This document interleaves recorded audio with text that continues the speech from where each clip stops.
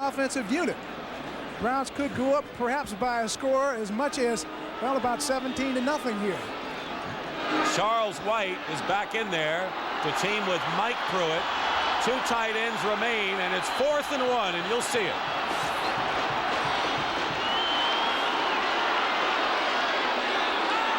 In motion is Willis Adams. Charles White.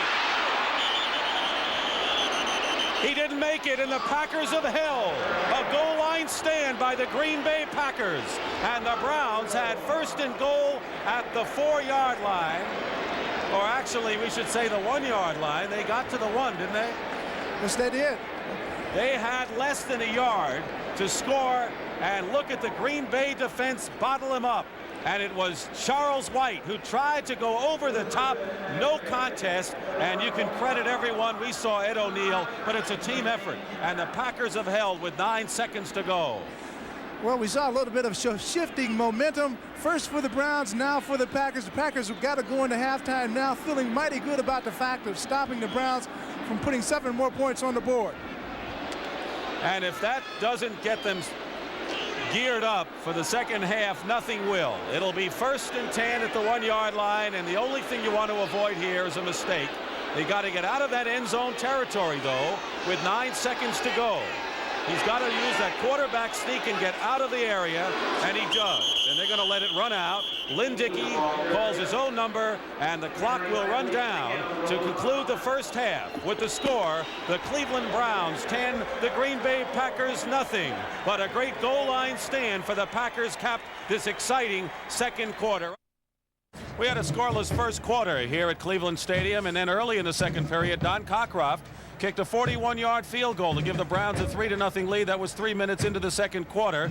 And then the Browns apparently thought they had a touchdown on a score from Sipe to Reggie Rucker, but they was holding on the play, and then all of a sudden all kinds of things happened. And on a 3rd and 20 at the 30-yard line, Brian Sipe hit Reggie Rucker for 29 yards, and Mike Pruitt went over from the 1 to make it 10-0 with less than 2 minutes to play. It has been a tight game, and I think that both defenses have played very well, and it's the kind of a game, Paul, I think that if there's a break, it could turn things either way. But we're going to take a look at some highlights if we can. But as we talk here, in the booth, let me ask you this question.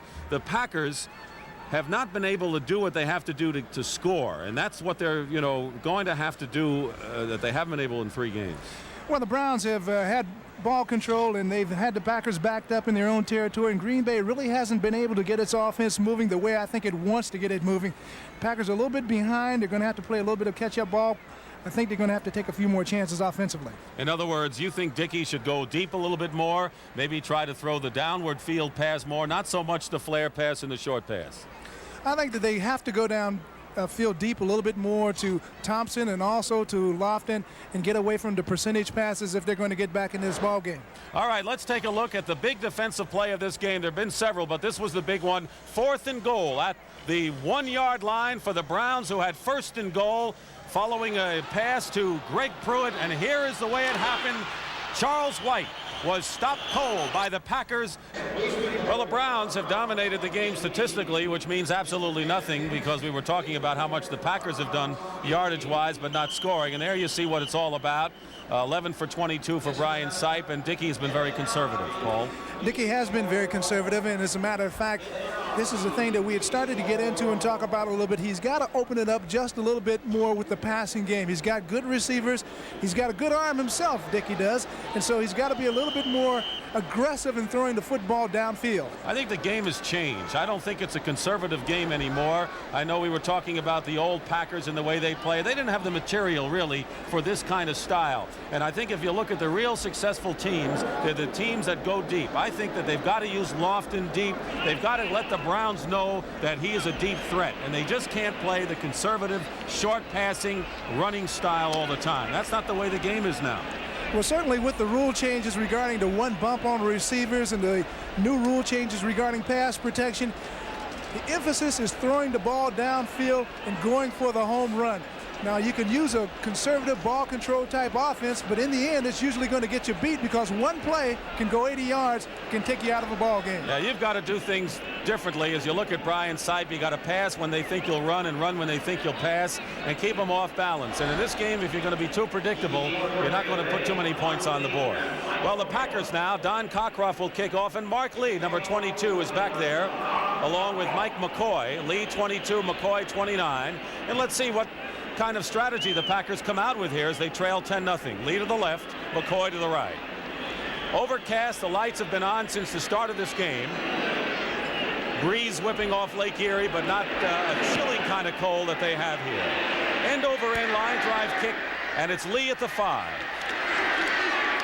Breaks one tackle, and then he is collared at the 27-yard line by McDonald Oden. So the Packers are on offense, 1st and 10. They were held scoreless in the first quarter and never really had good field position, nor did they threaten. Well, right now they're starting at right about the 28-yard line. That's good field position. Lynn Dickey shouldn't feel pressed in getting his offense into play, and so he's got good room to move with. Let's see what he puts together, and let's see what the Packers have talked about during halftime and how they're going to come out offensively in the second half. Gerry Ellis with 17 yards carry and a 4.3 average was their best rushing as Andre Thompson comes in motion, number 89.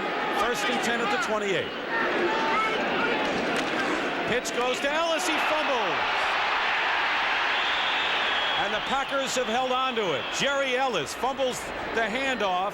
And I guess if there's one thing you don't want to see on your first play in the second half, it's that can really turn a game around. Ellis never really gets the handle on the flip, but he has good presence of mind as he's looking for that football and beats Clarence Scott, number 22, to it. And that could have been a big play, and that could have really turned things around in this ball game. They lose 3, 2nd and 13. So they start the second half off with a running play, and now it's 2nd and 13, and they've got to be careful. Lofton wide left, Thompson wide to the right. Dickey passes, incomplete, intended for Lofton, and Clinton Burrell, number 49, defending on the play. Good defense by the second-year man from LSU, who moved into the starting spot as Lawrence Johnson was injured for the year, and Oliver Davis had been the starter for 4 years. Well, we were just talking, that's the thing that they've got to do. Look downfield for guys like Lofton and Thompson. That time, Lofton was being double covered in the Browns secondary. Burrell was getting some help from free safety, number 27, Tom Darden. But nevertheless, it's tough to throw the ball downfield, but that's exactly what Dickey has to do. 4 down linemen. Elvis Franks, number 94, in for the Browns. We have a 3rd down and 12 at the 27. In motion is Lofton, and here comes the pressure, and they hold him out. The pass is complete at the 32-yard line, but they're way short of a 1st down. The tight end, Paul Kaufman, makes his first catch of the day. Again, tempers flaring, Charlie Hall defending, and it'll be punting situation now. And the Packers are flat as a tire as they start the second half. Well, a completion for about 5 or 6 yards in that situation doesn't do you one bit of good. You just turn the football over, and so, you know, it's really worthless. David Beverly will punt. Buddy Adelette will do the snapping, and Keith Wright, number 89, is standing at his 26-yard line.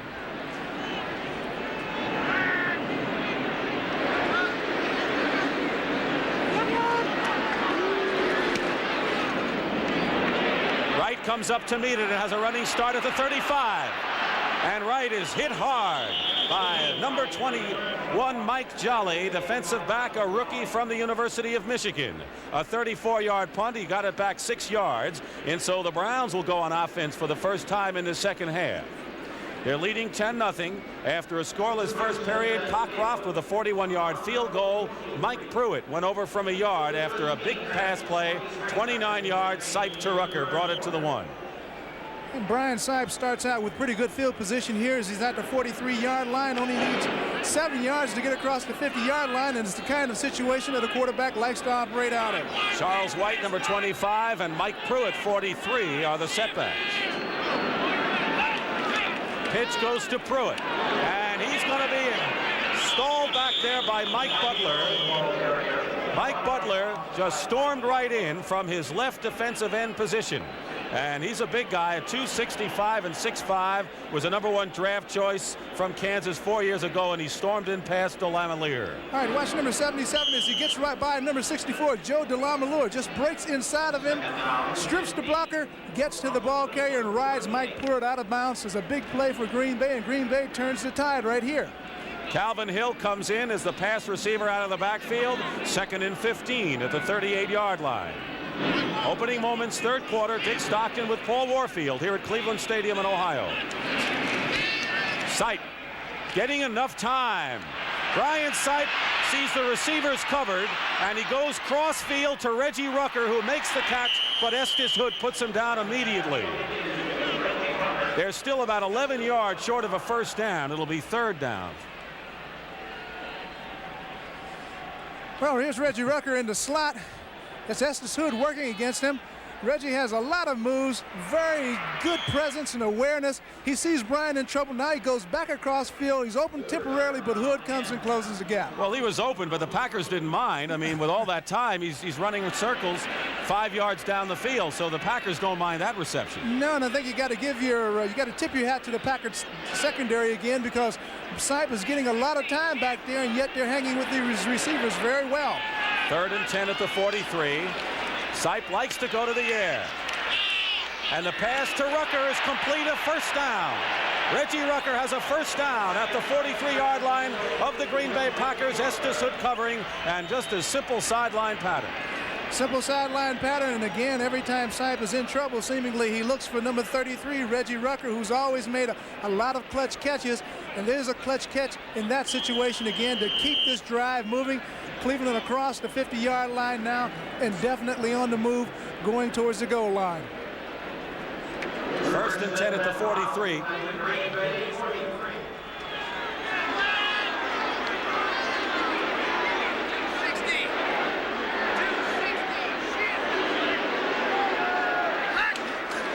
Sipe, quick release. Ozzie Newsome. What a one-handed catch Newsome made, turned around. An 8-yard pickup to the 36-yard line. Johnny Gray covering. Sipe again looking for the short out pass to Newsome. Newsome, unusual ability for a tight end. How many tight ends do you see like this can adjust on the ball, make a catch with one hand, grab it, and take it out of bounds? He is a 3rd wide receiver threat. Rucker goes out. Willis Adams, number 80, comes into the game. #1 draft choice. Caught one pass last year. Hasn't done quite as well as the Browns had hoped out of Houston. And he's in there now, wide left, flanked along with number 85, Dave Logan. 2nd and 3 at the 36-yard line. Browns moving on Cleveland. On the Green Bay. And Sipe has a lot of time. He finds Mike Pruitt. And Pruitt has a first down at the 23 or 26-yard line. So Pruitt has his 5th reception of the ball game and another Cleveland first down. Sipe really set that play up nicely. Watch him look to his left, and he's looking downfield to his left, and all the time he's throwing to number 43, who's slipping under the coverage, Mike Pruitt, who gets the necessary yardage for the first down before being brought down by 56. Ed O'Neill and Kurt Allerman then came on and put the seal on it. 1st and 10 at the 27. Browns, they can afford to use the conservative style. They're leading 10-0. Mike Pruitt spins his way to the 25. Gain of 2 yards. Dick, they can't afford to use the conservative style because they've got the 10-0 lead, but that's not the way that San Rutigliano likes to play football. He believes that you can become so conservative that you become complacent. Brian Sipe came into his own last year. The Browns had a 9-7 record. They were involved in some cardiac games down the stretch, but they really became a club. Offensively became one of the great powerhouses of the league. Defense was the question mark, but defensively the Browns have progressed to a point that few people thought they would this year, and they have kept the Packers off the board so far today. 2nd and 8 at the 25. Here comes Butler, and a penalty marker down, and Sipe's toss is incomplete. It was intended for Reggie Rucker, but a penalty marker is down on the field. Let's watch Charles Johnson here, Paul. Yeah, he's a big, tough nose tackle. And again, Tom DeLeon, 54, is working on him. Henry Shepard is supposed to give a little bit of aid. And there's Joe DeLamalure, number 64, who tries to cut him. 3 guys working on the big man. Could be against Cleveland, and apparently it is perhaps a holding call, but let's wait and see. It will be against the Browns, and that'll move him back to the 35. 54 offense, holding, still second down.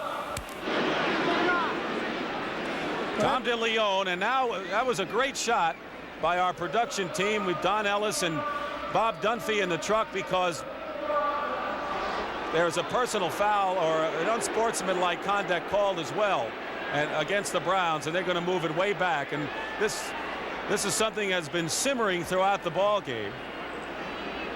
DeLeon was holding on the play, and you can't blame him, Paul. Well, a lot of punishment being dished out right there. You saw Charles Johnson storming in and moving DeLeon back as Retigliano, who is an assistant coach. He's been coaching for 27 years and was working in New England and New Orleans. Been a great offensive mind. Well, he's got to be disturbed about those last 2 calls because it's pushed his football team 20 yards back. They're at midfield, 2nd and 33.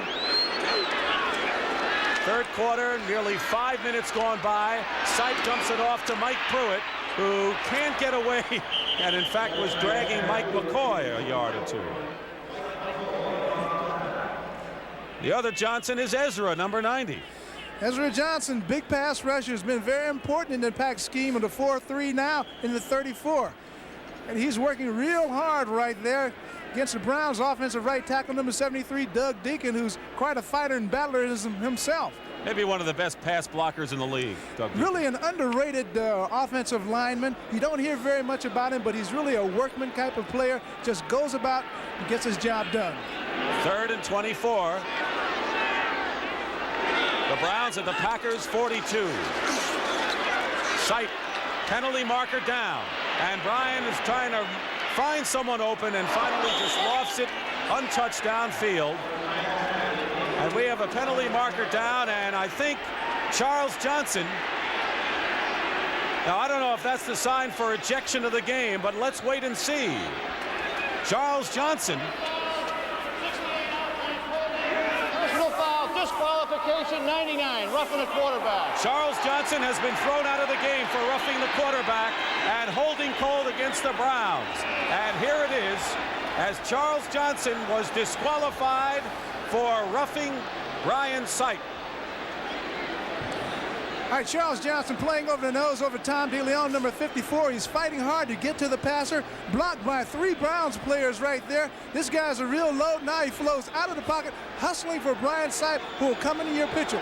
Now, you're going to see what gets him out of as he really beads in on Sipe and hits him right there. It's a controversial call that the Packers' defense of people are not happy with, but it's going to hurt them. And what about it? I saw Henry Shepard give him quite a hit, too. Yes, he did. But that rule has been instated this year to protect the quarterbacks, and a defensive lineman has to just pull up when he's approaching the quarterback or try to avoid him one way or another. Let's see if Gene Barth has any more announcements here. We're going to replay the down. At 73 offense holding, disqualification, 99 defense.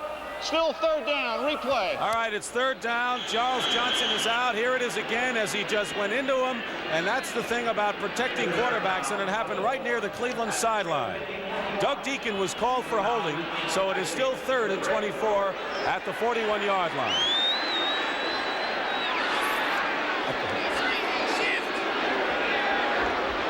Greg Pruitt, number 34, is in the game now.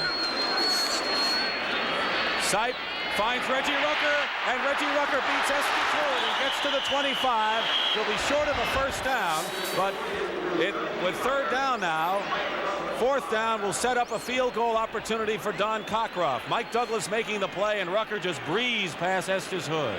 Not too much Sipe could really do on that play, but go underneath the coverage. The Packers were in their nickel defense with 5 defensive backs. Quite a bit of people back there in the secondary. Sipe elected to go under and give Reggie a little bit of running room. He made it close. Now Don Cockroft will try a field goal from about 42 yards. 42-yard. Paul McDonald, the backup quarterback, will hold. Don Cockroft has hit one from 41 yards out. And the kick is good.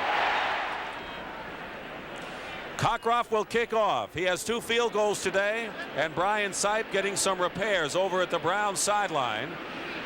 Cleveland leading 13-0, and right now the Packers are faced, as they tape up his midsection, they're faced with a situation where they need 2 touchdowns. Mike McCoy over at the 8-yard line. And once again, the Browns with good coverage. The Packers have not had any kind of decent field position all afternoon. Willis Adams made the tackle for the Browns, and so Lynn Dickey comes out once more. Time remaining 8 minutes and 38 seconds here in the third quarter. Scoreless first half. The Browns scored 10 in the second and 3 here in the third. Well, the Packers don't have the kind of offense, or at least they haven't demonstrated that they can make the quick strike, and so that means it's going to be a lot of ball control and a long drive and trying to put together a drive of, let's say, of about 75, 76 yards. That's Dickey's numbers, but he has not been able to hit a long one. Gerry Ellis, number 31, and Turdell Middleton, 34 of the setbacks. Paul Kaufman goes in motion for the Packers. Play action, and Dickey fires downfield, complete to Lofton, and a first down at the 42-yard line. Ron Bolton covering James Lofton off to his best start, and that's what the Packers have to start to do. Well, they've got to go to that man, number 80, right there, and he's exactly the kind of person that you want to go to. He's got the great speed. He's a big guy, about 6'3", 27-foot long jumper, while at the University of Stanford. Terrific athlete, can do it all. 19-yard pickup. Packers now at the 42. Out of the eye, the up back is Gerry Ellis. And the pitch goes to Turdell Middleton. Good block, and Middleton moves forward to the 47-yard line, and a gain of a good 5 yards. Charlie Hall makes the stop for the Cleveland Browns. And on this series, I see considerably better crispness on the part of the Green Bay offense. Well, their offensive line is firing off awfully well. Dickey started out with the pass to James Lofton, came back with the flip. He's coming back with a 2nd and 6 situation, 6 or 5, 5.5. And they're now starting to move the football the way that Bart Starr, I'm sure, would like to see them do it. And here's Middleton up the middle, and Middleton gets close to the 50, so it'll be 3rd and about 3 yards. Dick Ambrose, the linebacker, makes the stop, and a penalty marker is dropped. This may be a good time.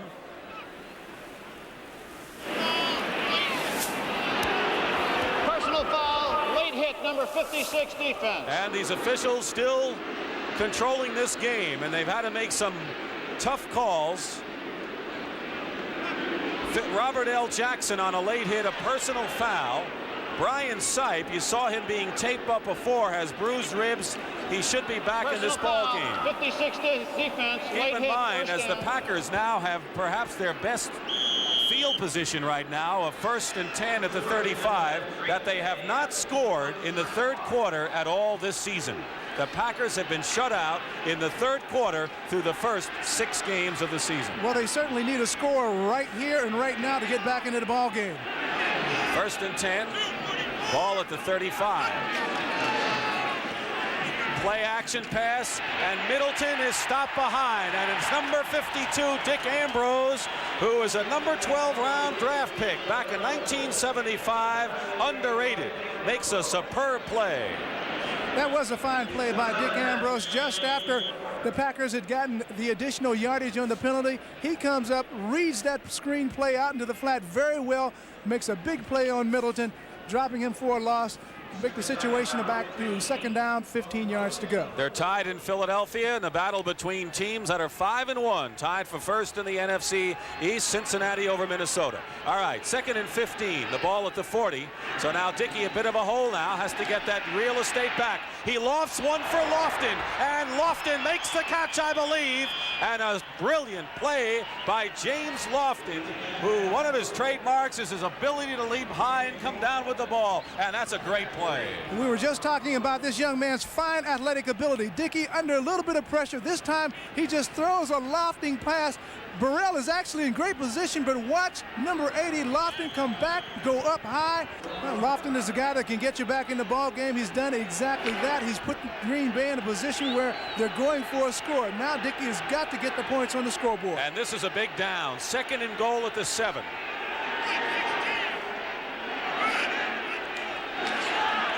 Dickey looking right, going left, and Dickey's going to try to run. He's in. Touchdown, Packers. Lynn Dickey runs for the score.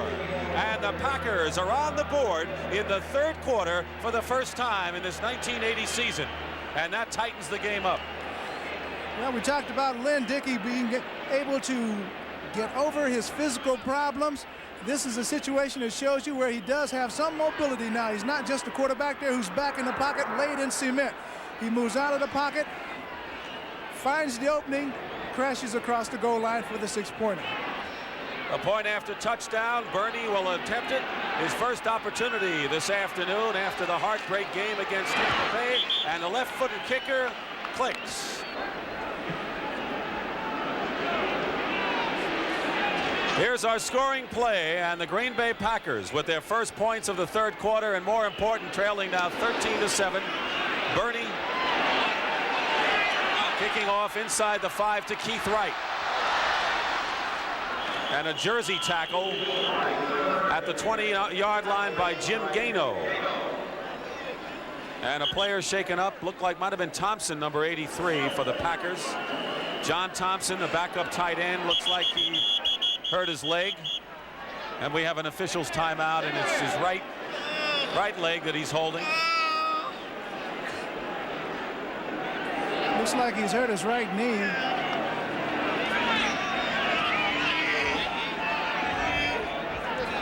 John Thompson is being helped off the field right now, and if we have a chance, we'll update you on some of the scores around the league. And Thompson walking off with some help, and it may not be quite as serious as it first appeared. We're going to update you on some of the important games around the league. Philadelphia and Dallas tied 10-10. Jaworski had a touchdown pass to Carmichael.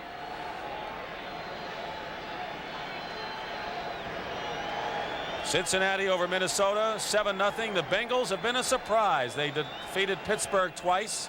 Minnesota, of course, trying to stay within distance of the Lions in the Central Division. Washington over an obviously down St. Louis team, 23-0. They're grieving the loss of Steve Little. Tragic story there. Miami over Buffalo, 14-7 in the 3rd quarter. The Dolphins have to do it with mirrors this year. The Jets over Seattle, 14-10 in the 3rd quarter. And we resume. 1st and 10 at the 20-yard line now. 4:46 remaining. Sipe gives to Mike Pruitt. Fumbles the ball, and the Packers have it. No. Yes, they do. The Packers have recovered, and I think it was Anderson who finally made the recovery, and Mike Pruitt fumbles. And if you want to talk about a cold team, the Browns are ice cold right now. Well, it's been a real big change of events. Brian Sipe here takes the straight handoff, spins, puts it into the tummy of Mike Pruitt, who goes through the line of scrimmage.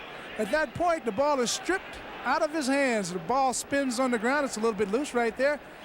Few Packers can't seem to come up with it, but number 59, Anderson, came up with the ball, and now Green Bay is back in business again. They sure are. 29-yard line, 1st and 10, and all of a sudden the complexion has changed. The Packers were shut out. Now if they can get a touchdown, they'll have a lead, provided they convert.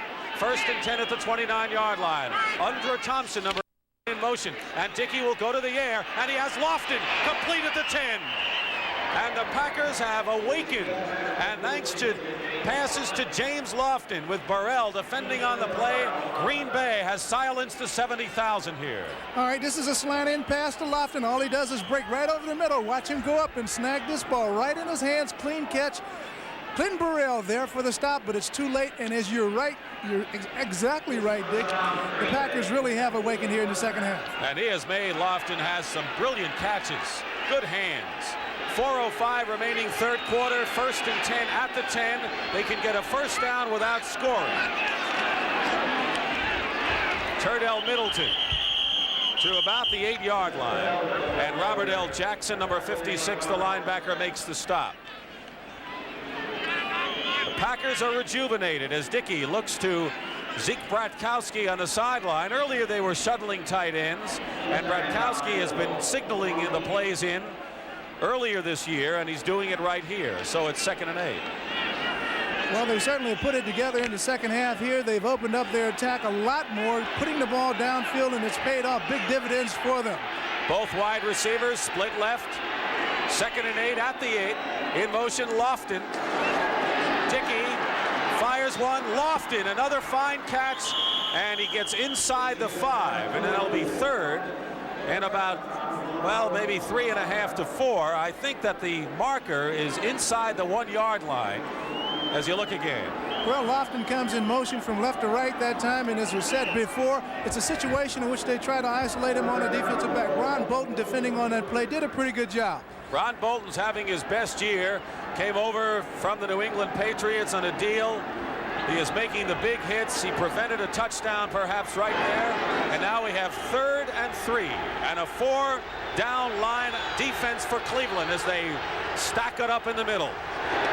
Middleton dives forward, and a touchdown for Turdell Middleton. And now the officials are saying no. I saw one official signal a touchdown, Paul. It doesn't.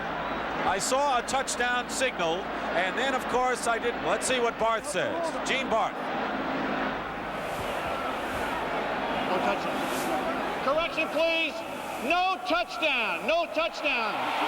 He was down by contact on the 1-foot line. We're going to measure. He may have a first down, though. He may have a first down. The official signaled touchdown, and then, of course, they took that call away. But they're going to measure, and this is a big one here. As we told you at the start of this series, they could get a first down without scoring. Could be just as good. Even if they didn't get the touchdown, they will have the first down, and so will have 4 opportunities to go for the touch. I think they've got it. First down. 1st and goal, about a foot away from the goal line.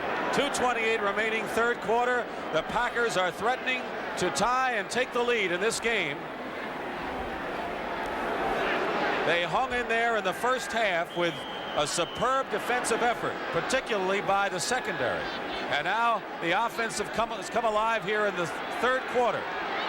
And you've got to go back to the big goal line stand at the end of the first half. Absolutely.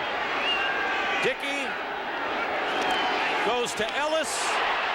No signal. He did not make it. Gerry Ellis was stacked up, and Robert L. Jackson hit him. So it'll be 2nd and inches. Browns showing that they can play tough goal line defense here. Defensive line low off the ball.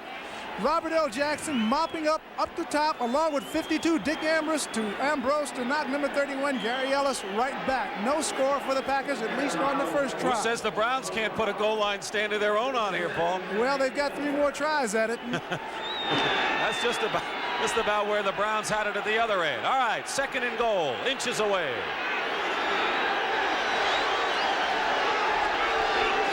Ellis again. He's got it. Touchdown, Packers. So Gerry Ellis on the 2nd try goes in for the touchdown, and we have a tie game, 13 apiece, with 1:46 remaining in the 3rd quarter. Lynn Dickey straight handoff again, same play virtually to Gerry Ellis. This time he breaks the play and gets into the end zone, even though Dick Ambrose, 52, and Robert L. Jackson, the same tacklers, are there. So Green Bay now ties the score at 13-all, and the all-important point after is coming up now. So Birney will try the point after. David Beverly, the punter, is holding, and this is an important one. It's good. And the Packers have taken the lead. The Green Bay Packers, who were trailing 10-0 at halftime and found themselves down 13-0 early in this 3rd quarter, have stormed back. So the Green Bay Packers are leading 14-13. Keith Wright, number 89, is deep. And Tom Birney, the Scotland-born left-footed kicker. 7-yard line for Keith Wright.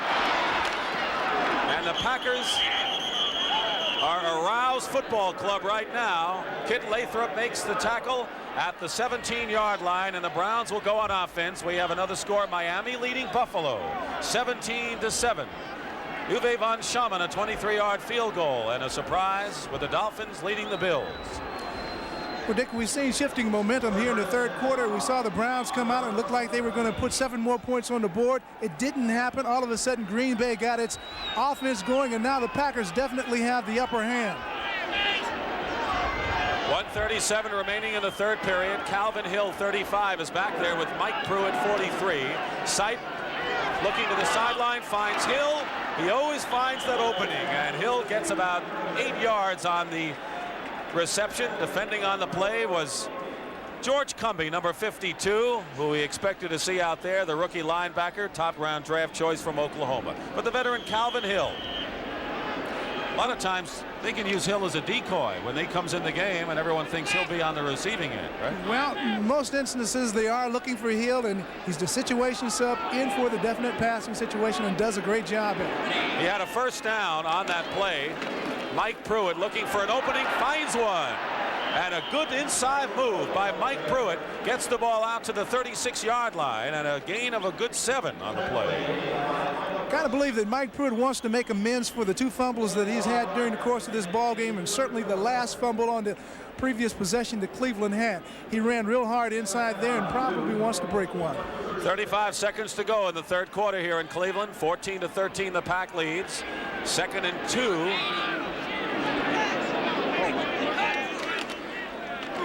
Mike Pruitt has a first down as he gets to the 40-yard line. George Cumbie makes the tackle.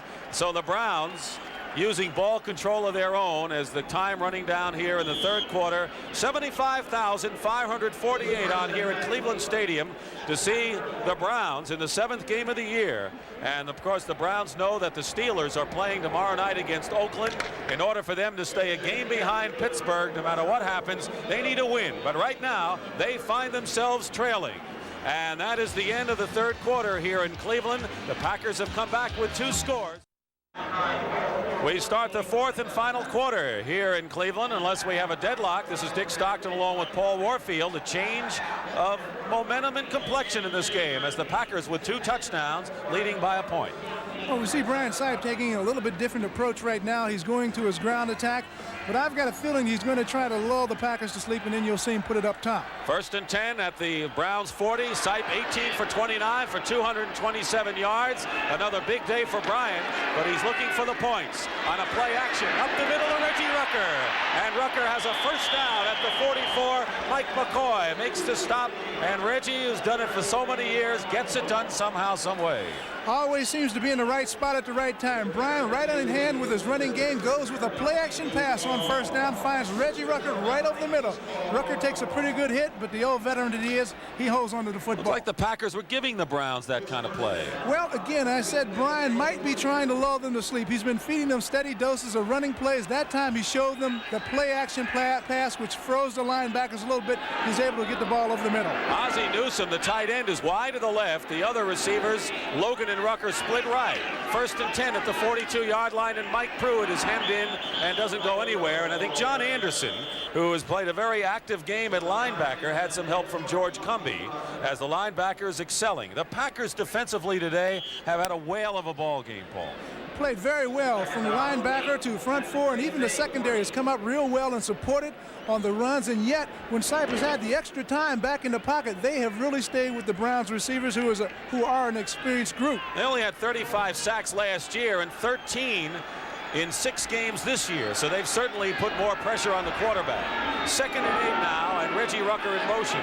The ball at the 40-yard line of Green Bay. Brian Sipe, better hurry up, and a good block by Joe DeLamielleure. The pass is incomplete, intended for Mike Pruitt. And DeLamielleure made a sack-saving play on, I believe, let's see, Ezra Johnson storming in from the outside. Watch Johnson and DeLamielleure making a good block. Johnson really working hard against number 73, Doug Deacon. Gets away from him, but there comes DeLamielleure. And Brian Sipe was still finding a little extra time. Tom DeLeon, number 54, puts an extra shove on Johnson. 3rd and 8 at the 40. Rucker has caught 5 passes for 81 yards, and James Lofton has also caught 5 for the Packers. And he has been instrumental in Green Bay's offense coming alive in the second half. Plenty of time to go in the 4th quarter. Sipe, 3rd and 8, penalty marker down, and Sipe directing traffic, loops one to Calvin Hill, and it's incomplete. But we have the penalty marker back at the line of scrimmage and a holding call against Cleveland. A hold against the Browns brings it back. Well, it was good pressure by the Green Bay front that time. They forced Sipe out of the pocket. Good coverage in the secondary by the Packers. He simply didn't have anyone to throw the football to downfield. Sipe bought as much time as he possibly could before dumping the ball under hurried conditions to Calvin Hill out in the flat. Holding, 73 offense, refused, 4th down. It'll be 4th down, and Evans will come in and punt. That was Doug Deacon who was holding earlier.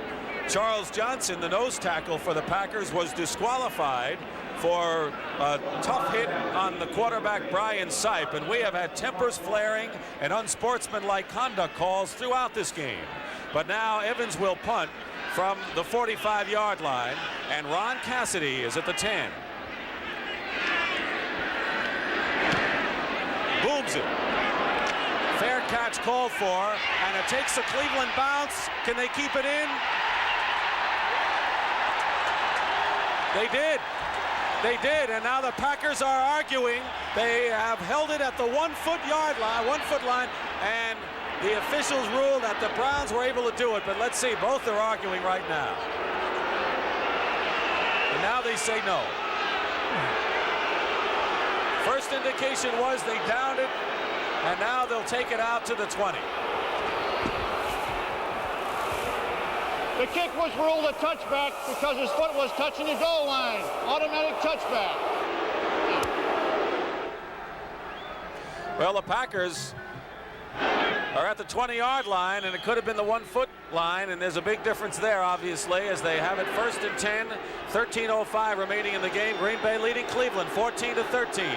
Lynn Dickey, the quarterback, and when he has gone deep, he has awakened a Green Bay sleeping offense. Lofton in motion number 80, and the pitch goes to Turdell Middleton, who's upended in the backfield, and a fine play. Might have been Clarence Scott, number 22, who came in and forced the play, as you see Bart Starr and Bratkowski giving the signals on the sideline. Clarence Scott did an excellent job of coming up from his strong safety position, shooting across the line of scrimmage and making a big play to give it a 2nd and 12. Green Bay has had a tendency, once getting ahead, to go conservative. I don't think that this is the time for them to do that. Gerry Wilkinson, 6'9" from Oregon State, is in there. 4 down linemen, 2nd and 13 at the 17-yard line. Ellis carries. Stopped short of the 20-yard line. Penalty marker down, and you're going to see the signals again, but I don't think the play will go in until they know what the penalty is.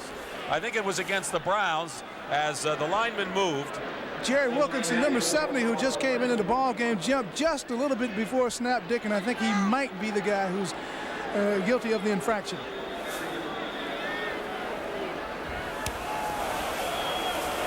Number 70 offside defense, still 2nd down. Absolutely, Paul, and he comes out. So Wilkinson, all 6'9" of him, leaves the game after going offside. So it's 2nd and 8 now, and that's got to bother the Browns because they had the long yardage, and now it's 2nd and 8. Dickey has some more breathing room. Well, it changes the situation. Well,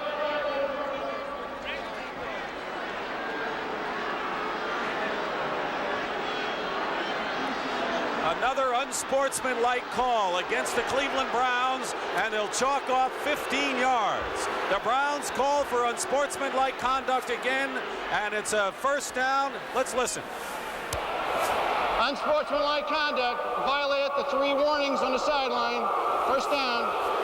And that was a bench penalty. That was a penalty, the 3rd warning to the sideline, and now the Packers, who have the ball out at the 37-yard line, 1st and 10, with 12 minutes and 17 seconds remaining in the 4th quarter. Green Bay leading 14-13.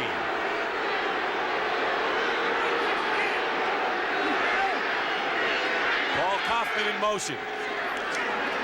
Turdell Middleton had a blocker, Darrell Goforth, but the Browns came up and Charlie Hall made a superb play for Cleveland. It'll be second down. He gained 4 yards on the play.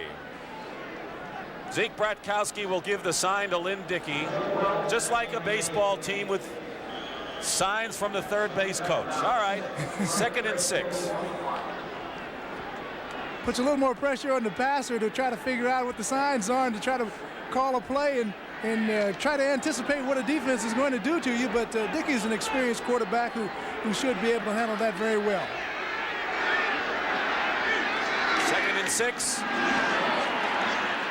Close to a first down is Gerry Ellis going up the middle. To see where they spot the ball. It'll be 3rd and inches or a first down, and we probably will have a measurement as Lyle Alzado, number 77, came in to make the play. Gerry Ellis did a nice job really of picking his way through the offensive line that time and finding a little crack and hitting through it and making as much as he could possibly make in terms of yardage. It brings the ball either just shy, it is just a few inches shy of a first down. So it'll be 3rd and 1, and now coming in for the Cleveland Browns, Marshall Harris is in the game. Franks comes out. Ron Cruz, number 93, a rookie. And with 3rd and 1, they're going to clog the middle, I'm sure. This is an important play with 11:10 remaining. The Packers would dearly love to maintain possession here. They're on their own 46. Ellis, first down. Just like one of those goal line plays, he went over the top, and Gerry Ellis keeps it going for the Packers. And the crowd, looking for a goal line stand in midfield, quiets down some more. What brings to mind in a 3rd and 1 situation like that, when I was active as a player, when Bart Starr was, of course, on the other sideline with Green Bay, seemingly he always called the 3rd and 1 passing situation play against the Cleveland Browns, and it always worked in perfection. That time they elected to keep it on the ground, but they made their first down and they want to keep this drive going. I love those pass plays in that situation. They usually go for a touchdown. 1st and 10 at the 48, Kaufman and Ellis. Ellis cuts inside, and Ellis has close to a first down. He might be there. Gerry Ellis, who accelerated brilliantly. The free agent rookie from Missouri, who was dropped by the LA Rams and picked up smartly by the Packers, was tackled by Marshall Harris. He's short of a first down by a long yard and a half. Ellis did a good job of running that play that time. Rutigliano seems to be a little bit worried about Ellis's running and Green Bay's ability to control the football right now. He'd like to give Brian Sipe another opportunity to get the ball moving back in the other direction. 2nd and 3. It's actually 2nd and a long 2. Fumble. Turdell Middleton had it and lost it, but smartly maintained possession, because that's the big thing. It'll be now 3rd and a couple. These are the games next week. Of course, the Packers are playing home against the Minnesota Vikings and other games involving clubs in their division. Minnesota, of course, is a divisional game. Chicago against Philadelphia, tough game for the Bears. Tampa Bay will go against the 49ers in San Francisco.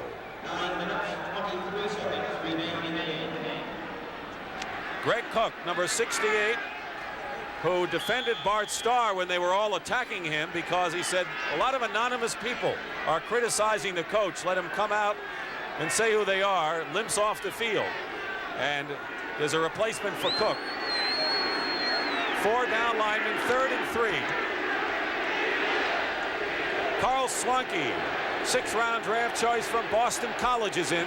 3rd and 3 for Lynn Dickey. Dickey loops it to Gerry Ellis. Ellis has a first down to the 35. Ellis still going and is driven out of bounds after picking up a first down and more at the 27-yard line. And Don Good, who was picked up in a trade from the San Diego Chargers, finally drove Ellis, who's made 2 key plays in this drive, Paul. Lynn Dickey drops the ball over the outstretched hands of 58 Cliff Odom.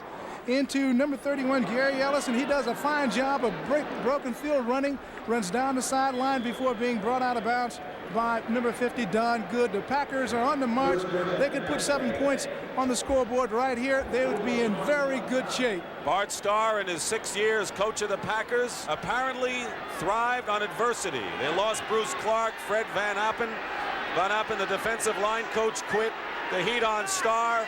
Chester Marcole's controversy, but the Packers are looking better and better, and Atkins carries and is tripped up for no gain, and Henry Bradley, number 91, the nose tackle, makes the stop. So Atkins, number 32, second year from Maryland, came in for Ellis. Let's take a look at some scores of games of import in the NFL while we have a moment here. Jets leading Seattle in the fourth quarter. Jets won their first game last week, Seattle losing to the Browns. New Orleans looking for their first win of the year, leading Atlanta in the third quarter. And Chicago shutting out Detroit in a shocker there. 2nd and 8 at the 25. And Middleton stacked up again. Robert L. Jackson, the linebacker, makes the stop. So it'll be 3rd down and a good 9 for Green Bay. Packers using up the clock, 7:50 to go in the fourth quarter, Paul. An interesting situation, 3rd and 9. See what kind of approach Bart Starr and Lynn Dickey will take. Will they put the ball up in the air here, or will they go conservative, keep it on the ground, and just play for the three-pointer? Wilkinson, Alzado, Bradley, and Franks are the down 4 for the Browns on a 3rd and 9, and now Dickey wants a timeout. An inopportune moment to call a timeout. With 7.5 minutes to go, he uses up one of his 3 right here. So the Packers used a timeout. It is 3rd and 9 at the Cleveland 26-yard line, with the Packers leading at 14-13 with 7.5 minutes remaining in the ball game. Andre Thompson, 89 wide right.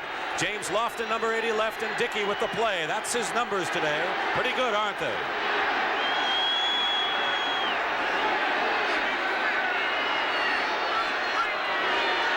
Dickey under a lot of pressure, up the middle to Lofton. Touchdown if he holds it. Does he hold it? He does. Touchdown. And James Lofton will throw the ball and get a fine, and he won't care. And James Lofton has made another superb catch, and the Packers have gone out in front by 7 points and can make it a very important 8 with the conversion here, Paul.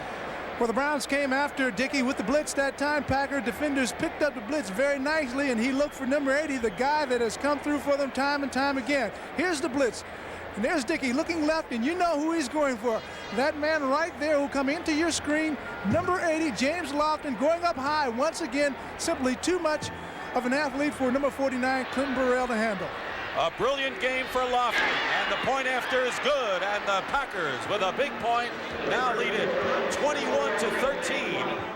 Dick Stockton and Paul Warfield back in Cleveland, and the Browns are trailing 21-13. James Lofton has caught 6 passes for 106 yards and 1 touchdown. He is off to his best start this year, and he is the key to the second half drive.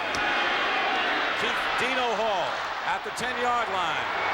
Hall barrels forward to the 31-yard line, and the Browns have to do some work now as Harlan Huckleby, the former Michigan running back star, makes the tackle. Dickey is 15 for 19 for 205 yards, 2 interceptions and 1 touchdown, and there's the drive. 80 yards in 10 plays. Penalty refused. They refuse the penalty on offside call, so the Browns will take it.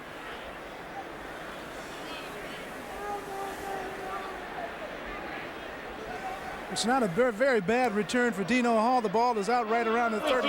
First down.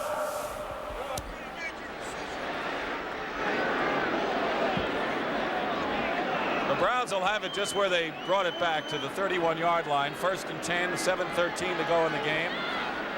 Brian Sipe has been over to the sideline. James Lofton has made some big plays, and they have all been tough catches, Paul.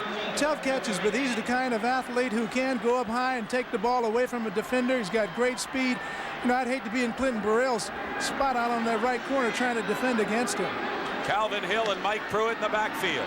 Brian Sipe is going to go to Calvin Hill, who has it. Calvin Hill down the sideline. He's still going. Calvin Hill, and they can't knock him out of bounds.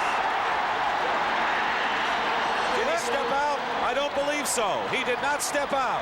And Calvin Hill has brought the Browns to the 20-yard line inside.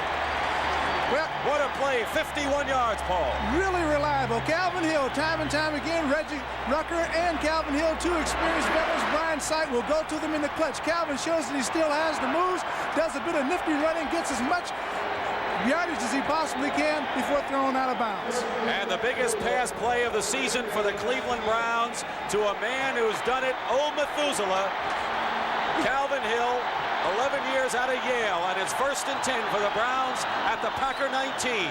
7:02 to go. Green Bay is up 21-13. Sipe wants some more. He has Newsome all alone. Touchdown. Ozzie Newsome, and the Browns strike back quickly. That was the trademark of Brian Sipe and the Cleveland Browns. They can strike quickly, and when they do, most often it's the turnover 82, Ozzie Newsome. Fans here in Cleveland are really loving it.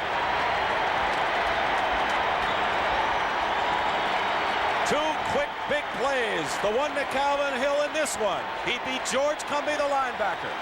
Ozzie Newsome running a flag pattern. Cumbie just cannot get up. Newsome, great speed, great mobility as a tight end. Score is now 19-21. Cockroft can bring the Browns to within one right here. And no one has departed Cleveland yet because we have a tremendous ball game. It took the Browns just 28 seconds to score the touchdown to bring them to within a point. And here's Don Cockroft, who now is ahead of Bruce Gossett in 8th place in the all-time scoring list with 1,032 points.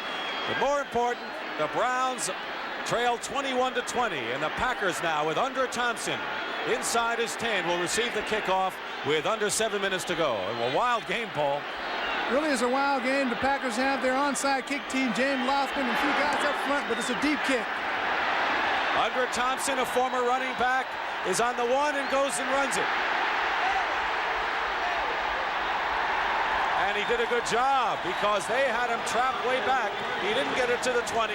Clifton Odom, number 58, makes the tackle for the Browns. Well, he did a good job of bringing the ball out. The Packers will get the ball right about on the 15-yard line. The Browns have him exactly where they want to. So now the defense must come through and stop him right here. Green Bay, of course, will be trying to utilize the clock, pick up first downs, and move the ball downfield. They did it in 28 seconds. 2 plays, the 51-yard pass play to Calvin Hill, and then the 19-yard touchdown pass to Ozzie Newsome. And for Newsome, this is his first touchdown pass of the year. That's the drive. 1st and 10 at the 16 for the Packers, with Atkins 32, Middleton 34, the running backs. Dickey to the air, Lofton, and Lofton close to a first down, and that's what Green Bay has to do. Don't go into a shell, get the big chunk of yardage. Clinton Burrell makes the stop. And while Green Bay has indicated that they're going to go to that man, number 80, James Lofton, the Browns have got to make an adjustment and give number 49, Clinton Burrell, some help. He simply cannot handle Lofton man-on-man in coverage. Surprisingly enough, the Browns knew about Lofton's abilities, and we're going to watch him today, but in the second half, he's made some great catches. He has made some great catches, but again, I must go back to the fact that I believe that it's a mismatch on that corner. Burrell simply cannot handle it. First down at the 26-yard line. In motion is Paul Kaufman. The pitch goes to Turdell Middleton. Middleton gets a yard, that's all. And Henry Bradley from Alcorn in his 2nd year makes the tackle. So this is where the Browns defense has to shut down Green Bay. And conversely, the Packers, with the lead and 6 minutes and 20 seconds to go, know that if they can chew the clock up and move the ball upfield, they'll put a lot of pressure on the Browns offense in the final moments. Packers are also thinking about field position. If they can get near the 50-yard line, perhaps punt the ball, they'll put the Browns back on the other side of the field, deep in their own territory. 2nd and 9, play action. And Dickey fires it complete to Lofton as a first down. And a big play for the Packers. James Lofton, a first down of the 42 with Tom Darden defending on the play. And Lofton is having a brilliant afternoon, reminiscent of what Paul Warfield used to do. Perhaps the biggest afternoon for him thus far this year. That time the Browns gave him a little more complicated coverage, but he showed me something. He slipped underneath the coverage, found the open spot in the zone, went up high, took the pass, and he's keeping this drive going. 8 receptions, 131 yards, and a touchdown for James Lofton. And the clock runs, 5:25 to go. 1st and 10 for the Packers on their own 42. Atkins. Maybe a yard, and Lyle Alzado was there for the stop. So now Dickey faced with 2nd and long. Lyle Alzado, you can always depend on him to come up with a play. That time he fought off the block of left tackle number 76, Tim Stokes, did a good job and unassistedly brought the ball carrier down by himself. Lynn Dickey is having a superb afternoon. He had a lot of the short passes in the first half, but has gone deep in the second.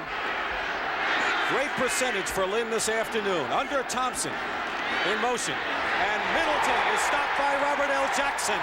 A big play by Robert L. Jackson for a loss. And it'll be 3rd and long for the Packers. He's done it all year long. Well, now at 3rd and 13, do you try for the first down? Do you try to risk an interception? Or do you try a flare pass? What would you do, Paul? You got to put the ball up, and you got to go for the first down in this situation. Looks like they got a favorable coverage. He'll be looking for draw play. Middleton has a first down and a big play and a surprise play.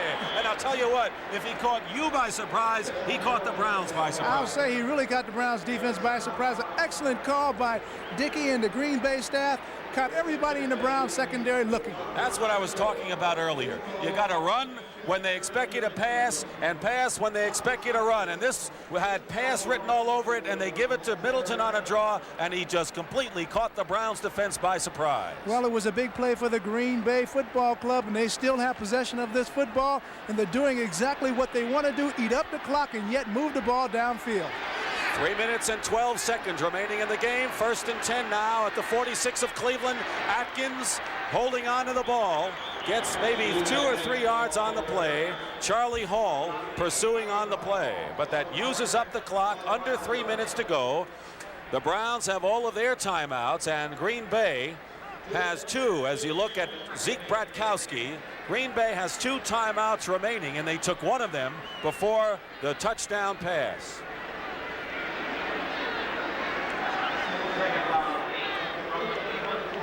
Eddie Lee Ivory, number 40, replaces Turdell Middleton, who earned his keep with that great run on the draw. 2nd and 8 at the 44.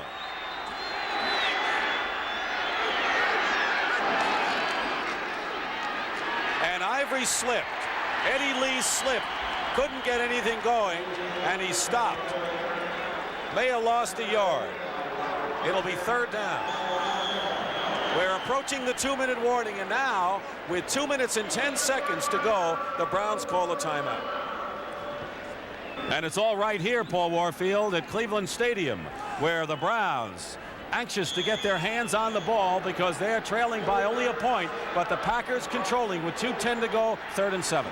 Could be a big play coming up in the ball game. Packers are in a bad spot of the field where it's awfully muddy, poor footing, and so Lynn Dickey is going to have to watch what he does.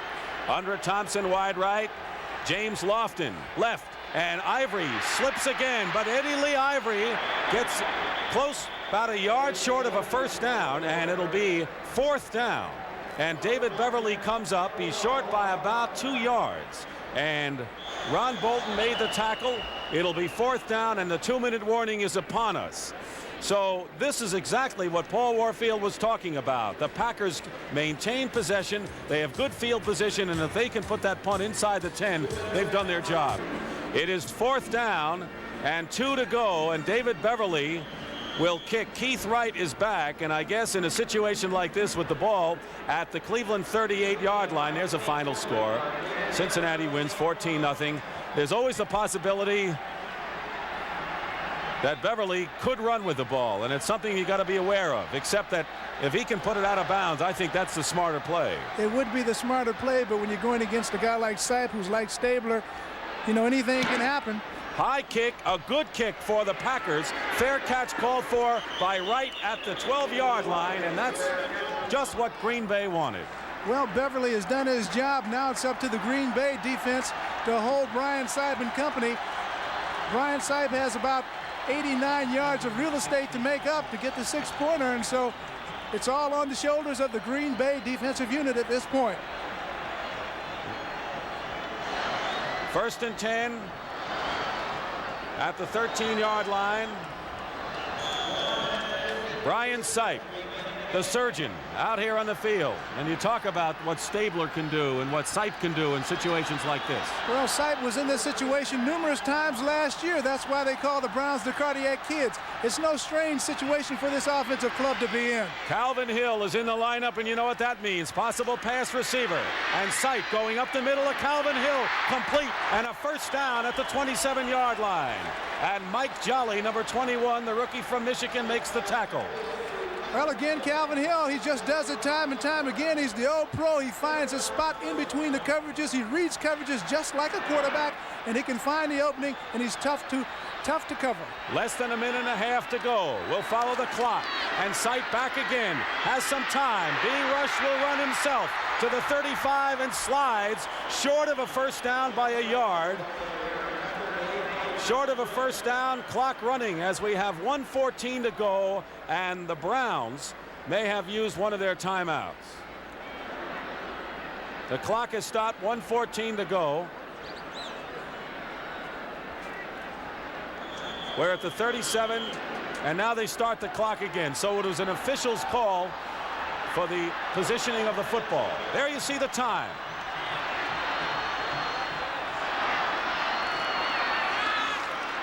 Mike Pruitt bursts forward to the 49.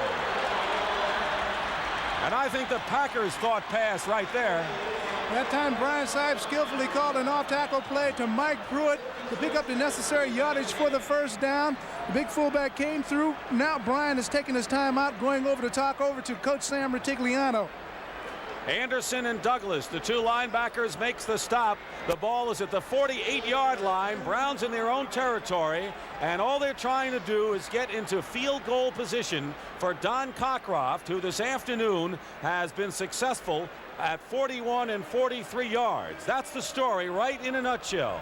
Green Bay trailing 10-0 at the half, and then 13-0 early in the 3rd, stormed back for 3 touchdowns before Brian Sipe hit Newsome with the score to bring the Browns to within a point. But the clock, 56 seconds, 2 timeouts to go. They are certainly within range if they can continue to move it. Seattle came from behind and beat the New York Jets 27-17, a final score.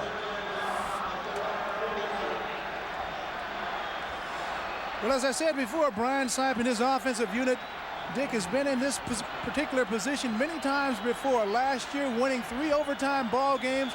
It's no stranger to them. They feel very comfortable about it. It's just a matter of lining up and executing under circumstances that are a little bit different, but certainly not foreign to them. 56 seconds to go. 1st and 10 at the 48. Sipe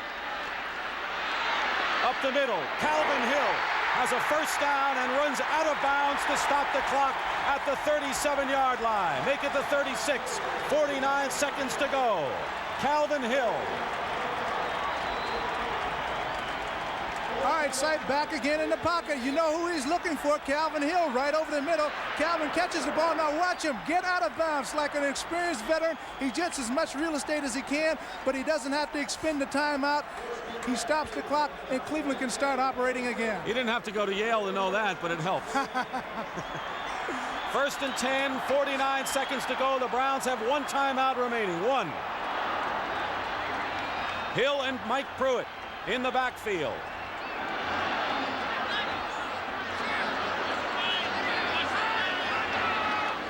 Sipe looking for the yardage. Will run. Penalty marker down. If it's a clip, the Browns are in trouble. He has the first down, but if the Browns are guilty of clipping, that could really set him back. Mike Lewis makes the stop, and apparently it's against the Cleveland Browns, and this is a critical penalty against them, Paul. It's a penalty that really comes at an inopportune time and hurts Brian Sipe right there. It looks like he's a little shaken up on the play, and so this could be a real problems for the Browns. Tell you one thing, Sam Rutigliano wasn't looking ahead of the Pittsburgh game, using Sipe and running all over the place today. Let's pick it up.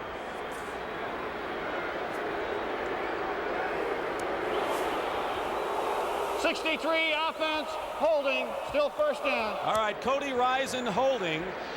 And even though it's still first down, that's not the important thing. The down is not the story here. It's the yardage and the clock. 42 seconds to go. The ball now at the 46 of Green Bay. And right now they are not in field goal range. Brian needs about a 15 to 20 yard pass to put him back into field goal range. He's going to have to put the ball up over into dangerous territory, which is up over the middle. Sipe lets it go, and Logan comes in incomplete. The ball hit the dirt before Logan could make the play, and so 8 seconds tick off. That's the time remaining. It'll be second down and 20 at the 46. All right, Logan trying to make the catch. He just can't quite scoop it underneath. Number 22, Mark Lee, defending on the play. Brian Sipe feeling a little bit of pressure coming from the Green Bay defensive front that time. Had to step up into the pocket and get rid of the ball a little bit faster than he wanted to. Second down. Browns at the Packers 46.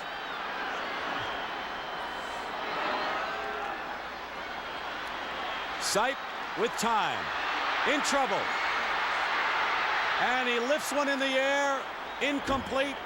The Packers are looking for an intentional grounding. They do not get it, but Ezra Johnson put immense pressure on Brian Sipe, and it'll be third down with 25 seconds to go. And watch Johnson, number 90, come from outside. Sipe back in the pocket. He's looking for someone to throw. He can't find a receiver. Now he feels the pressure. Watch him start to move out. Ezra Johnson, number 90, doesn't quit. He keeps coming, and Brian amazingly gets the ball off. No infraction called, and so nothing lost on the particular down. Greg Pruitt is in the game, and Calvin Hill goes out. Pruitt, number 34, in there, along with Mike, his brother, 43. 25 seconds to go. Check that. No relation there, except they play on the same team. Third down. And Sipe lets it go for Logan. And Logan has it, and Logan is going to go. It's touchdown Browns. Dave Logan scores. The Browns lead it. Amazing, amazing play. Well, Brian Sipe is the kind of guy who can pull off miracles. He did it 3 times in overtime last year, and apparently he has done it again here this afternoon. Green Bay came with the all-out blitz that time, caught Logan, and made the big play.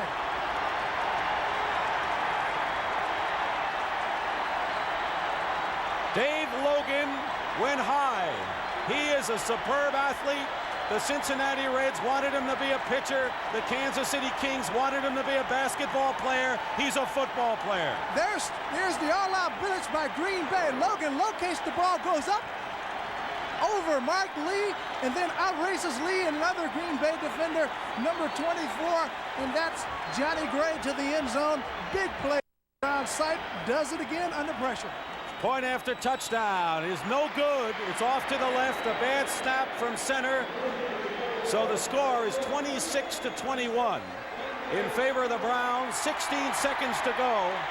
But an amazing turn of events, because here it looked as if the Green Bay Packers had put enough pressure on Brian Sipe, and all the Browns were looking for was field position for Don Cockroft.